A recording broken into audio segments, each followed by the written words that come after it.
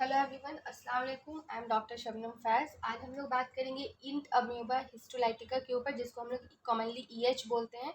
ये कैसा पैरासाइट है, क्या इसकी फैमिली है, क्या होस्ट है, हैबिटेट है, ये सब हम लोग आज देखेंगे। सबसे पहले लिख लेते हैं हम लोग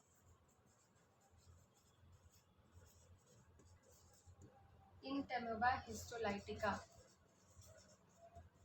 जिसको हम लोग कॉमनली ईएच भी बोलते हैं। ये एक यूनिसेलुलर पैरासाइट है और इसको डिस्कवर्ड किया था शॉर्डिन ने 1903 में।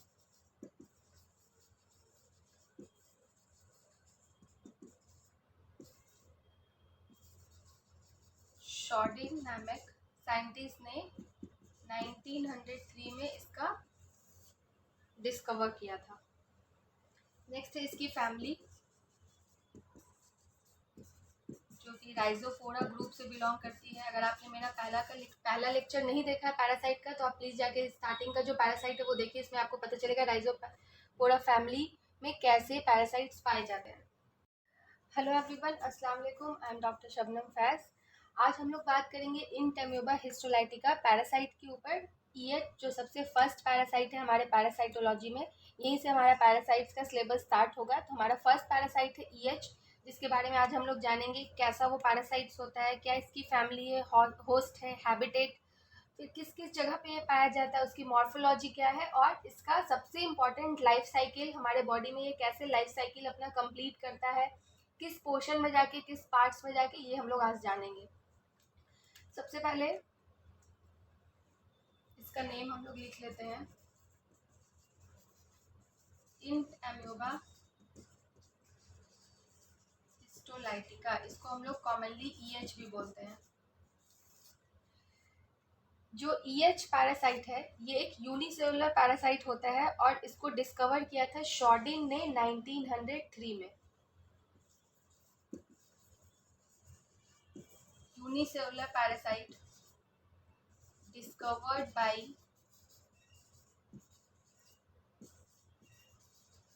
शॉर्डिन in 1903 में शॉर्डिन ने इसका डिस्कवर किया था। अगर आप लोग यूनिसेलुलर और जो भी पैरासाइट्स हैं, इनकी क्या मॉर्फोलॉजी होती है, क्या इसका मीनिंग होता है, क्या फैमिली का मीनिंग होता है, जैसे ये फैमिली जो है राइजोपोरा फैमिली से बिलोंग करता है, तो इसका अगर आपको मीनिंग जानना है कि राइजोपोरा फैमिली में क्या, तो ये सब मैंने प्रीवियस लेक्चर में डिस्कशन कर लिया है। पैरासाइटोलॉजी का जो स्टार्टिंग का लेक्चर है, तो आप वो जाकर चेक कर सकते हो। ये शॉर्डिन। अब नेक्स्ट हम लोग बात करेंगे फैमिली के ऊपर। तो ये फैमिली राइजोपोरा फैमिली से बिलोंग करता है। आप राइजोपोरा प्रीवियस लेक्चर में जाके देख सकते हो कि राइजोपोरा फैमिली से जो भी पैरासाइट्स बिलोंग करते हैं वो किस टाइप के होते हैं, क्या उनका फंक्शन होता है, क्या उनका फिजिकल अपीयरेंस होता है। नेक्स्ट है होस्ट। होस्ट मैंने बताया था कि वैसे पार्ट्स, वैसे ऑर्गेनिज्म जिसके ऊपर एक पैरासाइट्स अपना लाइफ को कंप्लीट करता है। तो होस्ट में हो गया ये मोनोजेनेटिक है, यानी कि वनली मैन इसका होस्ट है। इसको अपने लाइफ साइकिल कंप्लीट करने के लिए मैन की ज़रूरत पड़ेगी। नेक्स्ट है हैबिटेट। हैबिटेट है ये हमारे लार्ज इंटेस्टाइन में, मैन के लार्ज इंटेस्टाइन में mucus and sub mucus layer में रहता है। Mucus and sub mucus layer of large intestine. और अगर जियोग्राफिकल डिस्ट्रीब्यूशन की बात करें तो ये वर्ल्ड वाइड बहुत ज़्यादा पाया जाता है, यानी कि होल वर्ल्ड में ये पाया जाता है। ये हो गया इसका जो नॉर्मल हम लोग फीचर्स देखते हैं वो। अब नेक्स्ट हम लोग देखेंगे मॉर्फोलॉजी।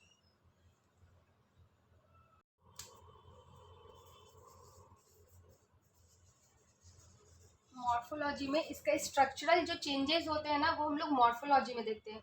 तो मॉर्फोलॉजी में ईएच का 3 फॉर्म पाया जाता है। सबसे पहला फॉर्म जो है इसको हम लोग ट्रोफोजोइट बोलते हैं। जो सेकेंड फॉर्म है उसको प्री सिस्टिक स्टेज बोलते हैं, या प्री सिस्ट यानी सिस्ट बनने से पहले का स्टेज। और तीसरा है सिस्ट स्टेज।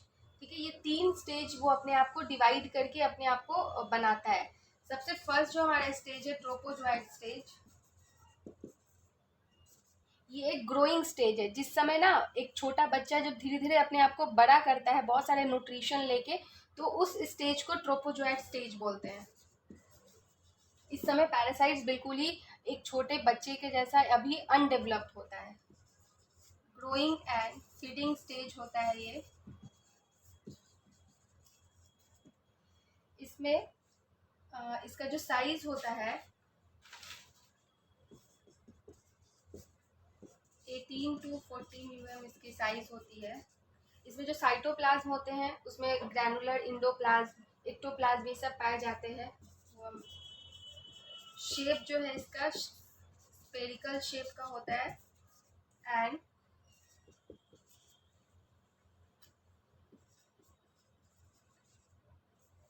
और इसके न्यूक्लियस की जो साइज होती है वो 4 से 6 mm होता है।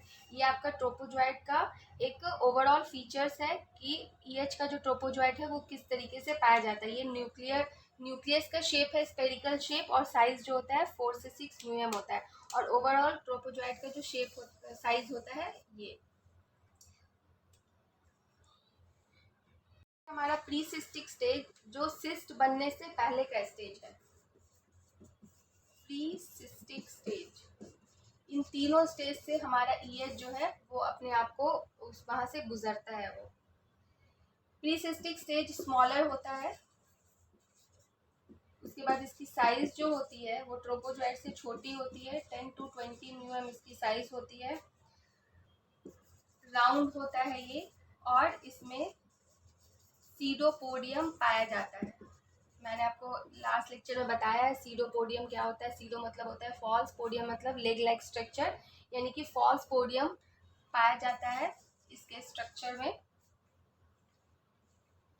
नेक्स्ट है हमारा सिस्टिक स्टेज, जो कि सबसे इम्पॉर्टेंट स्टेज है, जो कि आपको इन्फेक्शन करवा सकता है। ये हर पैरासाइट्स का अलग होता है कि कौन से पैरासाइट्स का कौन सा जो स्टेज है वो इन्फेक्शन करता है। तो इसमें हम लोग देखेंगे आगे।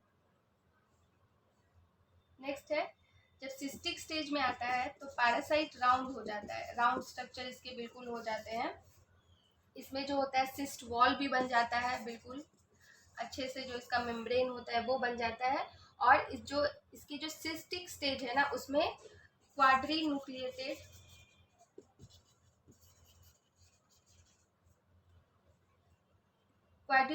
होता है, यानी कि 4 न्यूक्लियस उसमें पाए जाते हैं। इस तरीके का स्ट्रक्चर हो जाएगा। ये इसका एक मैच्योर सिस्ट है।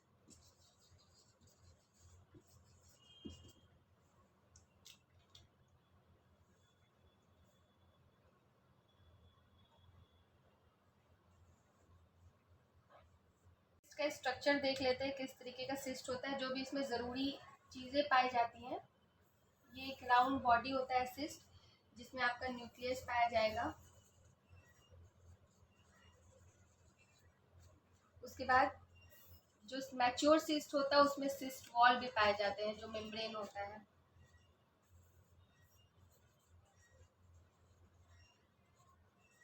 क्रोमैटिड बॉडी पाई जाती है, और उसके साथ साथ इसमें एक ग्लाइकोजेन वैक्यूल पाया जाता है, जो कि आपके फूड में हेल्प करता है। तो ये आपका एक सिंपल सा सिस्ट का डायग्राम है।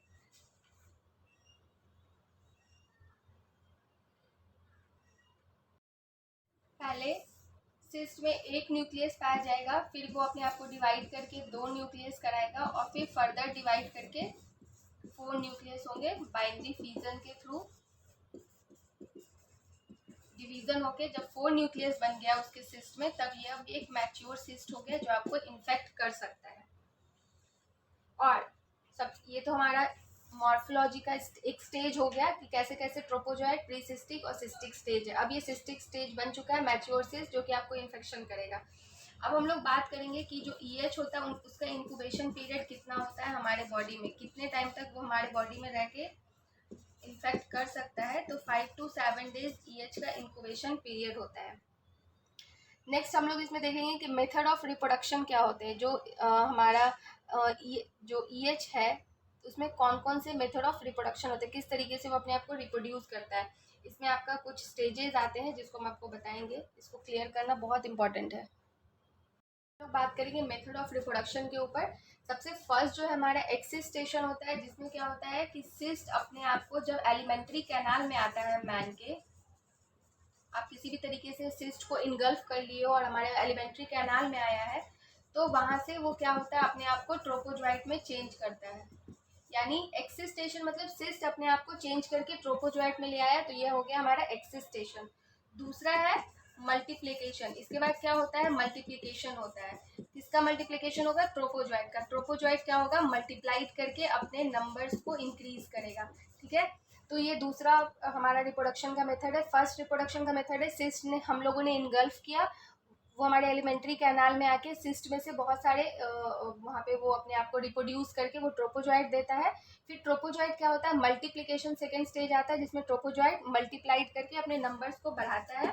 और इसका जो फाइनल स्टेज है वो है इंसिस्टेशन। अब ये ट्रोपोजोइट एक छोटा बच्चा है, ठीक है, जो मैंने बताया ग्रोइंग और फीडिंग स्टेज है इसका। अब ट्रोपोजोइट अपने आप को मल्टीप्लाई करने के बाद अपने आप को फीड करेगा और फीड करके अपने आप को सिस्ट में चेंज करेगा, ताकि वो अब हमारे बॉडी में इन्फेक्शन कर सके। तो इस स्टेज को बोलते हैं जब ट्रोपोजोइट चेंजेस इनटू सिस्ट, इसको हम लोग बोलते हैं इंसिस्टेशन। यानी कि ट्रोपोजोइट से सिस्ट में चेंज हो गया हमारे इंटेस्टाइन में ही, और अब वो हमें इन्फेक्ट कर रहा है, और यही सिस्ट फिर स्टूल से बाहर आएगा, फिर अदर पर्सन के बॉडी में जाके फिर उनको इन्फेक्ट करेगा। तो ये हमारा 3 स्टेज है जो कि बहुत इंपॉर्टेंट है, आपको बहुत जगह पर देखने को मिलेगा, एक्सिस्टेशन, मल्टीप्लिकेशन, इंसिस्टेशन। तो ये 3 स्टेजेस है। इसका एक हम रफ सा डायग्राम बना के दिखा देते हैं, शायद आपके माइंड में आ जाए। ये इसका एक रफ सा डायग्राम है। जब सिस्ट ट्रोपोजोइट में चेंज हो रहा है तब हम लोग इसको बोलते हैं एक्सिस्टेशन। फिर ट्रोपोजोइट बहुत सारे ट्रोपोजोइट में चेंज हुआ, तो इसको हम लोग बोलेंगे मल्टीप्लिकेशन। और जब ट्रोपोजोइट सिस्ट में अपने आप को फिर से चेंज करेगा इन्फेक्टेड करने के लिए, तो इसको हम लोग बोलते हैं इंसिस्टेशन। ये 3 बहुत इंपॉर्टेंट स्टेज है। बात करेंगे कि ईएच में क्या लाइफ साइकिल होता है। सबसे पहले कोई भी पर्सन है वो कंटामिनेटेड फूड और वाटर से सिस्ट को इनगल्फ कर लेता है। अगर हम लोग मान लो कोई कहीं का जूस पी लिए, गंदा पानी था, वो उसमें सिस्ट प्रेजेंट था, वो या कोई भी फ्रूट्स वगैरह खाए उसमें सिस्ट प्रेजेंट था, तो हम लोगों ने क्या किया, कंटामिनेटेड फूड एंड वाटर से इनगल्फ कर लिया है।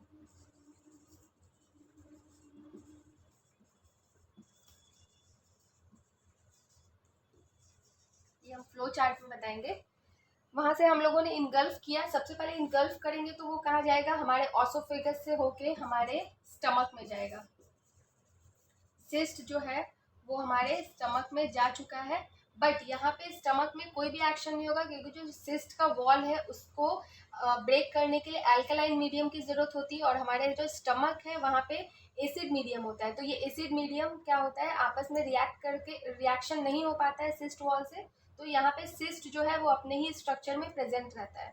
बट जैसे ही सिस्ट वहाँ से ड्यूडनम में आएगा, आपको पता है कि ड्यूडनम में अल्कलाइन मीडियम होता है, वहाँ पे पैनक्रिएटिक जूस आते हैं जो कि उसमें बहुत ज़्यादा मात्रा में बाइकार्बोनेट्स पाया जाता है। हमारे ड्यूडनम को अल्कलाइनिटी प्रोवाइड कराता है।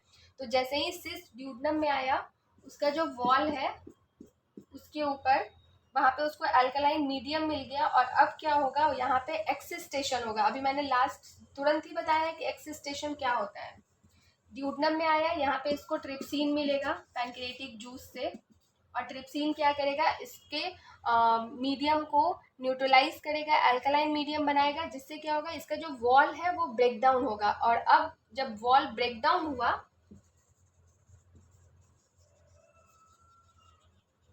सिस्ट का जब वॉल ब्रेक डाउन होगा, तो यहाँ पे आपका एक्सिस्टेशन होगा, यानी कि सिस्ट से बहुत सारे ट्रोपोजोइट जो है वो बाहर आएंगे आपके ड्यूडनम इंटेस्टाइन में। तो पूरा जो आपका स्मॉल इंटेस्टाइन है उसमें एक्सिस्टेशन होता रहता है, ठीक है, और एक्सिस्टेशन होने के साथ साथ उसमें ट्रोपोजोइट बहुत ज़्यादा मात्रा में आते रहते हैं, और वहाँ पे वो ट्रोपोजोइट की मात्रा बढ़ती रहती है। इसके बाद क्या होगा, जब ट्रोपोजोइट बहुत ज़्यादा मात्रा में आ जाएंगे, तो अब इसमें एक्सिस्टेशन के साथ साथ मल्टीप्लिकेशन भी होते रहेगा, क्योंकि उनको ये मात्रा भी बढ़ानी है, अपनी मात्रा उन लोगों को बढ़ानी है।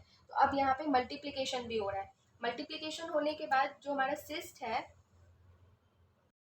उसमें मल्टीप्लिकेशन होने के साथ साथ इसमें बाइनरी फ्यूजन भी होगा, 2 से 4 बनेंगे और 4 से फिर 8 बनेंगे। 8 न्यूक्लिएटेड जो हमारा सिस्ट है वो बनेगा, और ये बनने के साथ साथ ये क्या होगा, फिर अपने आप को जब ये रप्चर करके अपने आप को डेवलप करेगा तो इसमें से हम लोगों को 8 एम्यूबा 8 ट्रोपोजॉइट की मात्रा मिल जाएगी। मतलब कि मल्टीप्लिकेशन के बाद साथ साथ ये क्या कर रहा है, अपने आप को ग्रोथ कर रहा है और ग्रोथ करके अपनी मात्रा इसी तरीके से बढ़ाते रहता है। जब 8 होने के बाद ये अपने आप को उसके बाद फॉर्म कर लेता है, और ये सारी चीज़ हमारे इंटेस्टाइन में हो रही है। उसके साथ साथ क्या होता है कि यहाँ पे जब ये अपने आप को ग्रोथ कर लेता है, ट्रोपोजॉइट अपने आप को थोड़ा बड़ा कर लेता है, न्यूट्रिशन ले लेता है इंटेस्टाइन से, तो वहाँ पे ये क्या करता है, एक आपको टॉक्सिक सब्सटेंस होता है हिस्टोलाइसिन, इसका प्रोडक्शन कराता है, अपने अपने बॉडी से रिलीज करता है। और ये हिस्टोलाइसिन बहुत ही ज़्यादा टॉक्सिक नेचर का होता है, और ये क्या करता है, हमारे जो म्यूकस लेयर होता है ना इंटेस्टाइन का, उसको लीजन करता है और उसको पेनिट्रेट करके वहाँ से हमारे बॉडी के ब्लड में आ जाता है, और फिर वहाँ पे क्या करता है, उसको ब्लड के माध्यम से वो हमारे डिफरेंट ऑर्गन्स में जाएगा, और जहाँ पे भी उसको उसका फेवरेबल इन्वायरमेंट मिलता है तो वो वहाँ पे क्या करता है, इन्फेक्शन करते रहता है। जो था 8 न्यूक्लियस बनाया, रप्चर किया, और वहाँ से 8 न्यूक्लियस अपने आप को 8 एम्योबा के फॉर्म में बना लिए, यानी कि 8 ट्रोपोजॉइट फिर से वहाँ पे बन चुका है। और अब क्या होगा, यहाँ से जब इंटेस्टाइन के लोग इलियोसिकल जंक्शन के पास पहुँचते हैं तो वहाँ पे ये लोग क्या करते हैं,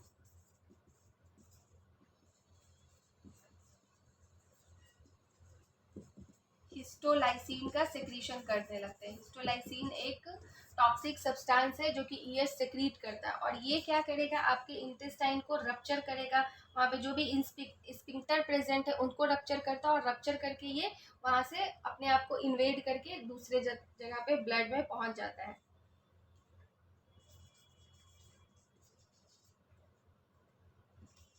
rupture mucosa of intestine,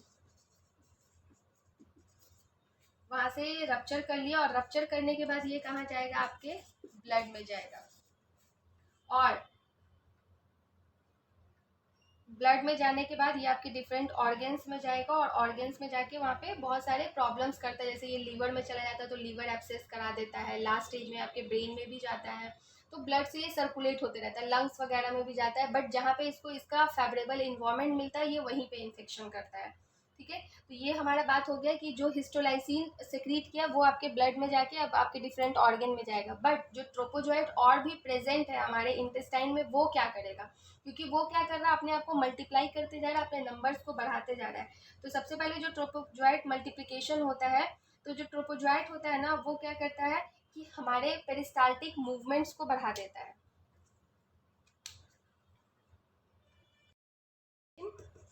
small intestine और लार्ज इंटेस्टाइन कर देते हैं, शॉर्ट में लिखे हैं। जब ये वहाँ प्रेजेंट हो जाता है तो ये क्या करता है कि बहुत ज़्यादा पेरिस्टाल्टिक मूवमेंट को इंक्रीज करता है।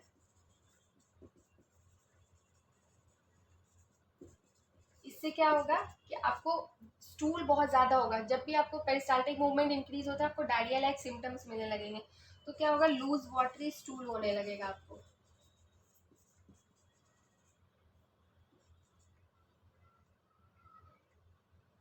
जब स्टूल होगा तो क्या होगा, इंटेस्टाइन में जो जो चीज़ें प्रेजेंट है ना सब स्टूल से बाहर आएगा, जैसे कि आपका जो अनडाइजेस्टेड फूड मटेरियल वो सब तो आएगा, उसके साथ साथ जो आपका ईएच का जो भी रूप प्रेजेंट है तो वहाँ पे सारे उसके फॉर्म प्रेजेंट रहते हैं, स्टेज सिस्टिक भी, ट्रोपोजॉइट भी, प्री सिस्टिक स्टेज भी। तो जो भी ये सारे स्टेज हैं ये सारे स्टूल से आपके बाहर आएंगे, क्योंकि कुछ जो सिस्ट थे वो अपने आप को ट्रोपोजॉइट में एक्सिस्टेशन भी यहीं पे कर रहे हैं, मल्टीप्लिकेशन भी यहीं पे कर रहे हैं, इंसिस्टेशन भी यहीं पे कर रहे हैं, तो सारे फॉर्म्स इसके प्रेजेंट रहते हैं आपके स्मॉल इंटेस्टाइन में ही।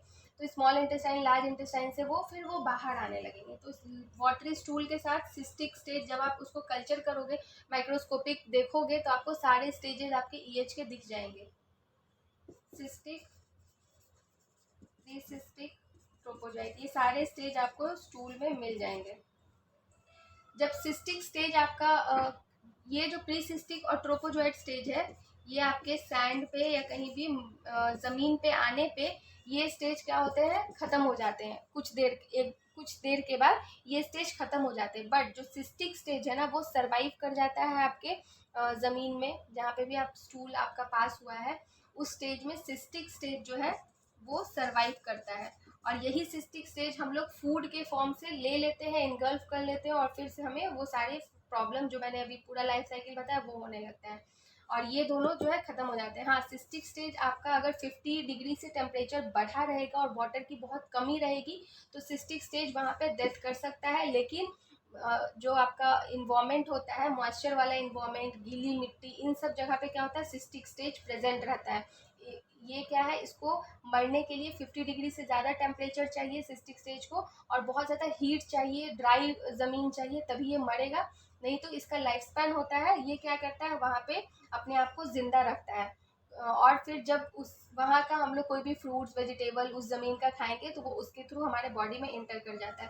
तो ये बात हो गया हमारा क्या क्या सिम्टम्स मिलेगा ट्रोपोजोइट के कारण, मल्टीप्लिकेशन जो हो रहा है। सेकेंड है कि जब ट्रोपोजोइट डिसेंडिंग कोलोन में जाता है, ये आपके लार्ज इंटेस्टाइन का पार्ट है, तो वहाँ पे क्या होता है, एक चारकोट फॉर्म का एक मतलब चारकोट लीजन कैरेक्टर एक फॉर्म करता है, इस टाइप का उसका स्ट्रक्चर होता है। ये आपको माइक्रोस्कोपिक दिखता है, इसको हम लोग बोलते हैं चारकोट लीडन कैरेक्टर, इस टाइप का वो दिखता है। ये जो भी आपका फूड मटेरियल होता है ना अनसैचुरेटेड, जो भी आप स्टार्च वगैरह खाते हो उसका ये यूज़ करके ये इस तरीके से बन जाता है। और फिर ये क्या करता है, ये अपने आप को डिवीज़न करता है, और फिर से अपने आप को डिवीज़न करके स्टूल से ना, जब आपका लूज वाटर स्टूल पार हो रहा है तो सिस्टिक प्रीसिस्टिक ट्रोपोजोइट स्टेज के साथ साथ कभी कभार चारकोट लीडन कैरेक्टर भी पास करता है, जिसको आप देख के क्या कर सकते हो, समझ सकते हो कि ये ईएच का स्टूल है, ईएच पैरासाइट का स्टूल है। फिर आप कल्चर करा के आप पता कर सकते हो। और यही आपका है, ये आगे चल के अपने आप को फिर से सिस्ट फॉर्म में चेंज कर लेता है, क्वाड्रीन्यूक्लिएटेड सिस्ट फॉर्म में।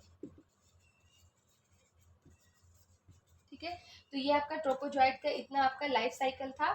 माउथ से इनगल्फ किया, स्टमक में कुछ नहीं हुआ, ड्यूडनम में गए हम लोग, ड्यूडनम में वहाँ पे ट्रिप्सिन एक्ट किया, उसके सेल वॉल को ब्रेक डाउन किया, वहाँ पे एक्सिस्टेशन हुआ, सिस से ट्रोपोजोइट बाहर आया। फिर ट्रोपोजोइट क्या करेगा, पूरा इंटेस्टाइन में माइग्रेट करके अपने अपने आप को मल्टीप्लिकेशन करेगा, बहुत ज़्यादा मल्टीप्लिकेशन करने के बाद वहाँ पे जो ट्रोपोजोइट्स और सिस्ट जो प्रेजेंट है और भी पहले से, वो सिस्ट क्या करेंगे, हिस्टोलाइसिन का सेक्रीशन करेंगे। हिस्टोलाइसिन क्या करेगा, वहाँ पे इन्वेड करके वो ब्लड के थ्रू डिफरेंट ऑर्गन्स में माइग्रेट करेगा, और जो वहाँ पे ट्रोपोजोइट प्रेजेंट है वो क्या करेंगे, पेरिस्टाल्टिक मूवमेंट को इंक्रीज करेंगे, जिससे आपका लूज वाटरी स्टूल होगा। स्टूल में ये सारे स्टेजेस प्रेजेंट रहेंगे। उसके साथ साथ चारकोट लीडन कैरेक्टर डिसेंडिंग कोलोन में जो आपका स्टार्च होता है ना, अनडाइजेस्टेड स्टार्च, उससे बनता है, तो ये भी आपका प्रेजेंट रहेगा। अगर ये वहाँ पे रह गया तो अपने आप को क्वाड्रीन्यूक्लिएटेड सिस्ट में चेंज करके फिर स्टूल से बाहर आएगा, नहीं तो डायरेक्ट ये भी बाहर आ सकता है। सिस्ट जब आपके बाहर आ चुका है स्टूल के माध्यम से, अगर आप जो लोग आउटसाइड में करते हैं टॉयलेट, अगर वहाँ पे स्टूल के फॉर्म में सिस्ट आ गया है तो अगर उसको हीट मिलेगा तभी वो मरेगा, नहीं तो वो कुछ दिनों तक वो वहाँ पे जिंदा रहता है। और फिर अगर आप फूड लोगे तो उसके माध्यम से फिर आपके बॉडी में आएगा, और फिर जो मैंने अभी पूरा लाइफ साइकिल एक्सप्लेन किया वो आपके बॉडी में वो कवर करेगा। ये आपका हुआ लाइफ साइकिल।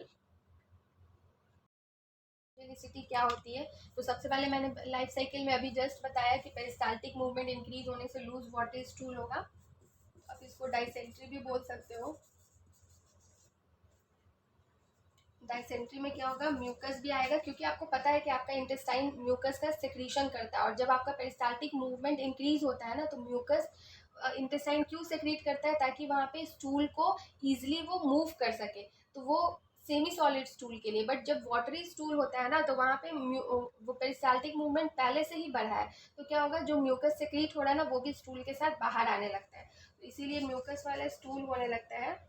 तो म्यूकस और ब्लड इसीलिए होगा क्योंकि आपका जो बैक्टीरिया था उसने क्या किया था, हिस्टोलाइसिन सेक्रीट करके यहाँ पे लीजन किया था, और फिर यहाँ से आपके ब्लड में सेक्रीट हुआ था, ब्लड में वो चला गया था। तो ये लीजन के कारण क्या होगा, आपके स्टूल में म्यूकस के साथ साथ ब्लड भी आने लगेगा। और क्या है, जो हिस्टोलाइसिन था, एक तो आपका सिम्टम्स हो गया लूज वाटरी स्टूल, मैं लिख देती हूँ, पहला लूज वाटरी स्टूल, उसके साथ म्यूकस एंड ब्लड प्रेजेंट। हिस्टोलाइसिन जो है ये नर्व इरिटेटिंग एक टॉक्सिन है। तो ये क्या करता है, वहाँ पे आपके नर्व्स को भी, जहाँ पे ये सिक्रीट होता है ना, वहाँ पे नर्व्स को इरिटेट करता है, जिसके कारण ये क्या करेगा, पेन भी डेवलप करता है। आपको जिस एरिया में ये वहाँ पे सिक्रीट होगा वहाँ पे आपको पेन भी डेवलप करेगा। स्टूल जब पास आउट होगा वहाँ पे भी ये पेन रेक्टल एरिया में भी डेवलप कर सकता है। इसमें एम्योबिक अल्सर भी देखा जाता है। अल्सर क्यों होगा, हिस्टोलाइसिन के कारण। जहाँ पे भी आपका टॉक्सिन सेक्रीट होके ये जो लीजन हुआ है वहाँ पे अल्सर भी धीरे धीरे वहाँ पे डेवलप कर सकता है। इसीलिए आपको ईएच में एम्योबिक अल्सर देखने को मिलता है। इसका कारण क्या है, हिस्टोलाइसिन का सेक्रीशन। उसके साथ साथ एब्डोमिनल पेन, तो मैंने बता दिया है कि जहाँ भी सेक्रीट होगा एब्डोमिनल पेन वहाँ पे होता रहेगा। कभी कभार हिस्टोलाइसिन के कारण इन्फ्लामेशन भी हो जाता है, एक्यूट इन्फ्लामेशन भी हो सकता है। एक्यूट और क्रॉनिक दोनों मान लीजिए। अगर लंबे समय तक ईएच आपके बॉडी में रह गया तो एक्यूट और क्रॉनिक आपको इन्फ्लामेशन भी कर सकता है, यानी कि कोलाइटिस, इन्फ्लामेशन ऑफ कोलोन।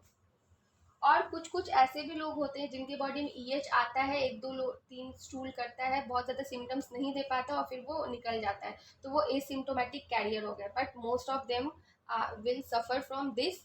अगर वो लोग, अगर इम्यून पावर रिस्पॉन्स थोड़ा वीक है तो वो ये सारे सिम्टम्स देखने को मिलेंगे। इंक्यूबेशन पीरियड 7 दिन तक है, तो 5 से 7 दिन तक आपको ये सिम्टम्स देखने को मिलेंगे, फिर आप नॉर्मल हो सकते हो। तो ये हमारा है। पैथोजेनिसिटी में आप ले लो या आप इसका क्लिनिकल सिम्टम्स जो है ईएच के, ये सारे सिम्टम्स हैं। Loose watery stool, mucus and blood present, histolysin के कारण पेन डेवलप होगा रेक्टल एरिया विथ आपका एब्डोमिनल पेन। उसके साथ साथ एम्योबिक अल्सर, लीवर एब्सेस भी होता है इसमें, क्योंकि अगर आपका ईएच जो है वो माइग्रेट करके ब्लड के थ्रू लीवर में पहुंच गया और आपका लीवर का इम्यून पावर रिस्पॉन्स अगर वीक है तो वो वहाँ पे इन्फेक्शन कराएगा और वहाँ पे वो लीवर एब्सेस करा सकता है।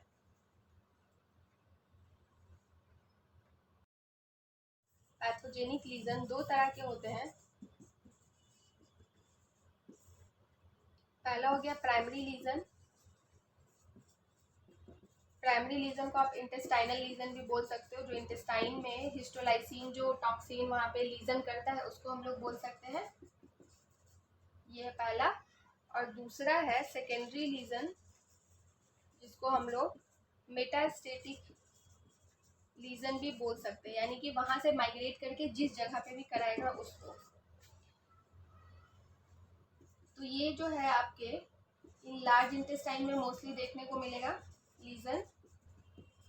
और यहाँ से क्या होता है, जब आपका वो पैरासाइट माइग्रेट कर जाता है तो आपके लीवर, लंग्स और ब्रेन में इन्फेक्शन करता है। तो ये आपका मेटास्टेटिक लीजन हो गया, सेकेंडरी लीजन हो गया।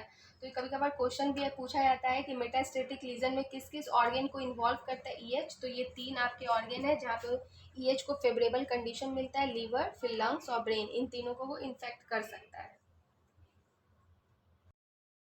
अब हम लोग इसका एक लैब डायग्नोसिस देख लेते हैं कि क्या क्या हम लोग इन्वेस्टिगेशन कराएंगे। सबसे पहले अगर आप फिजिकल एग्जामिनेशन देखते हो स्टूल का, तो आपको कलर थोड़ा सा वाइटिश टाइप का मिलेगा, वाटरी कंसिस्टेंसी का होगा, ब्लड और म्यूकस दोनों प्रेजेंट रहता है। आपको ब्लड देखने को मिल जाएगा क्योंकि स्टूल से जो ब्लड पास कर रहा है वो आपको देख सकते हो। ओकल्ट ब्लड भी दिखता है और केमिकल जो है वो स्टूल जो है एसिडिक नेचर का रहेगा। नेक्स्ट हम लोग देखेंगे माइक्रोस्कोपिक एग्जामिनेशन में। तो वहाँ से क्या हो रहा है, लीजन से ब्लड आ रही है तो इसलिए आपको आरबीसी प्रेजेंट रहेगा। लीजन हो रहा है तो वहाँ के जो सेल्स डेथ करके इंटेस्टाइन में आएंगे वो भी आपको स्टूल के साथ मिल जाएगा, एपिथेलियल सेल। सबसे इंपॉर्टेंट चारकोट लीडन कैरेक्टर मिलेगा जो कि आपके ईएच के पैरासाइट्स में ही पाया जाता है। लास्ट है आपका ब्लड एग्जामिनेशन आप कराओगे तो जाहिर सी बात है जब बॉडी में इन्फेक्शन होता है तो आपका जो टोटल लिकोसाइट काउंट रहता है वो इंक्रीज रहेगा, इस्नोफीलिया रहेगा, ईएसआर इंक्रीज रहेगा और एचबी परसेंटेज डिक्रीज रहेगा अगर आपका मेटास्टेसिस हो चुका है तब। मेटास्टेसिस होने का मतलब है कि अगर आपके इंटेस्टाइन में लीजन हो चुका है और बहुत बहुत ज़्यादा वहाँ से ब्लीडिंग हो रहा है तब आपका एचबी परसेंटेज डिक्रीज हो सकता है, अदरवाइज ये नॉर्मल भी होगा। ठीक है, तो ये हमारा लैब डायग्नोसिस था। टोटल क्लिनिकल फीचर्स तो हमारा कंप्लीट हो गया। अब लास्ट हम लोग बात कर लेते हैं प्रोफाइलेक्सिस के ऊपर। पैरासाइट्स जो भी जितने भी इन्फेक्शन होते हैं उस पर प्रोफाइलेक्सिस होता है कि हम लोगों को क्या प्रिवेंशन, प्रिकॉशन या मैनेजमेंट करना चाहिए। तो अगर आप वैसे प्रोन एरिया में रहते हो तो आपको क्या करना चाहिए, जो भी पानी आप पियो उसको अच्छे से बॉइल्ड करके फिर उसको ठंडा करके पियो, क्योंकि ये जो EH पैरासाइट्स होता है वो 50 डिग्री टेम्परेचर के ऊपर अपने आप को सर्वाइव नहीं कर पाता है, इसका सिस्टिक स्टेज, तो वहाँ पे वो किल हो जाएगा। उसके साथ साथ जो भी आप फ्रूट्स और वाटर लेते हो तो आप उसको ध्यान दे के उसको यूज़ करो कि उसके ऊपर कोई भी फ्लाइज वगैरह ना बैठी हो, और क्लीन वाटर हो। जो खाना है आप फ्रूट्स खा रहे हो उसको अच्छे से वॉश करके, बहुत अच्छे से वॉश करो थोड़े टाइम तक पानी में, उसके बाद आप यूज़ करो, या उसको थोड़ा सा पानी में डाल के रख दो, फिर आप उसको वॉश करके अच्छे से ड्राई करके उसको आप खाओ। जितनी भी कच्चे सब्जियां हैं ना उसको आप अवॉइड करो खाना, क्योंकि वेजिटेबल्स के सरफेस के ऊपर भी सिस्ट प्रेजेंट रहता है, बट अगर आप उसको पका के खाओगे तो वो हीट से वहाँ पे सिस्ट उसका डेथ कर जाएगा। तो आप रॉ वेजिटेबल और फ्रूट्स को अवॉइड कर सकते हो। उसके साथ साथ आप हाइजीन मेंटेन करो। जो भी लोग सफ़र कर रहे हो वो पर्सनल वॉशरूम का यूज़ करो, फ्लश का यूज़ करो, आउटसाइड एरिया में स्टूल को अवॉइड करो करना। और उसके साथ साथ जो भी जहाँ भी फेसेस वगैरह लोग करते हैं उस जगह के फूड्स को अवॉइड किया जाए। वाटर पॉल्यूशन से बचा जाए, मतलब साफ़ पानी का इस्तेमाल किया जाए। और यही सब आपका मैनेजमेंट्स में भी आ जाता है, प्रिवेंशन प्रिकॉशन सभी चीज़ में आ जाता है कि आपको एक क्लीन मेंटेन रखना है, हाइजीन मेंटेन रखना है। स्टूल का, आपका जो स्टूल है वो आपके वॉशरूम में आपको स्टूल पास आउट करना है, आउटसाइड एरिया में नहीं करना है। और आप अपने ज़मीन अगर आपका है तो आप वहाँ पे फीसेस को ना यूज़ करें एज अ फर्टिलाइज़र, आप फर्टिलाइजर्स को यूज़ करें, क्योंकि फीसेस में क्या हो सकता है, सिस्ट प्रेजेंट हो सकता है और वहाँ पे जो भी फूड्स बन रहा है उससे इन्फेक्शन हो सकता है। तो ये आपका EH पैरासाइट था। नेक्स्ट पैरासाइट इसके बाद जो हम लोग देखेंगे नेक्स्ट टॉपिक में, बट आज के लिए इतना ही। उम्मीद करते हैं आप लोगों को समझ में आया। अगर आप लोगों को कहीं पे भी कोई भी कंफ्यूजन हो तो आप पूछ सकते हो कमेंट करके। तब तक के लिए मिलते हैं नेक्स्ट वीडियो में। Bye bye.